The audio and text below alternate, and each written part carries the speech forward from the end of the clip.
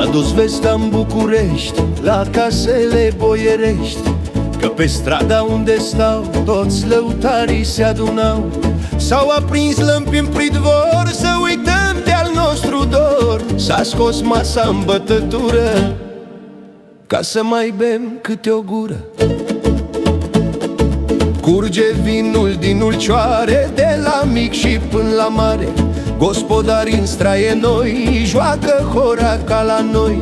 Iarba verde-i sub picior, vioara cântă cu mult dor, iar mândruțele la poartă își descântă a lor soartă. În Mahala-i sărbătoare, azi și moartea are soare. Zi lăutare din strună, că viața-i scurtă și bună. Joacă-ne că nu sta jos, că tu știi juca frumos. Să bem, să iubim cu foc, până o mai avea noroc.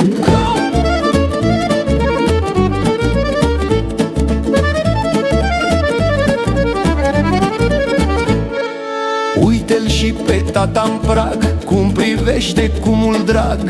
Are tâmpla ninsă bine, dar inima-i saltă în sine. Zice: beți copii, jucați, că toți suntem aici frați, că mâine om fi pământ și ne-o duce dorul în vânt. Lăutarul, om cu minte, cântă fără de cuvinte. Plânge vioara sub bărbie, de atâta drag și omenie. Se uită luna prin nori, la flăcăi și la surori, și s-ar da și ea jos, Doamne, să joace și ea între oameni. Până-n zor de dimineață să ne bucurăm de viață,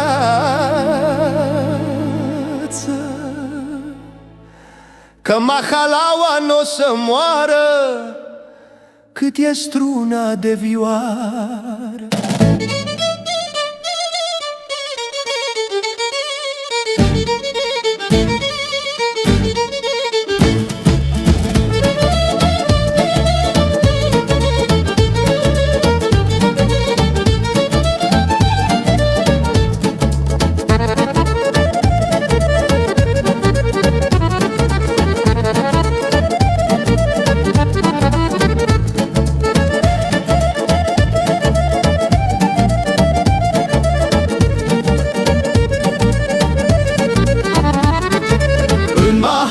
Sărbătoare, azi și moartea are soare. Zi lăutare din strună, că viața-i scurtă și bună. Joacă-ne că nu sta jos, că tu știi juca frumos. Să bem, să iubim cu foc, până o mai avea noroc.